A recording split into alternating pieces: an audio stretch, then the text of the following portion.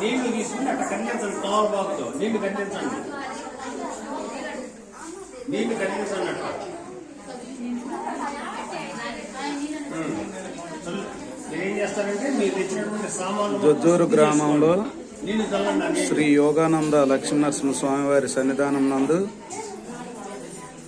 బుచ్చమ్మ అమ్మవారి కోలాట భజన సమాజం, శ్రీ దుర్గా భవానీ కోలాట భజన సమాజం వారు గజ పూజ నిర్వహిస్తూ ఉన్నారు. ఈ రోజున గజ పూజ కార్యక్రమం జరుగుతూ ఉన్నది.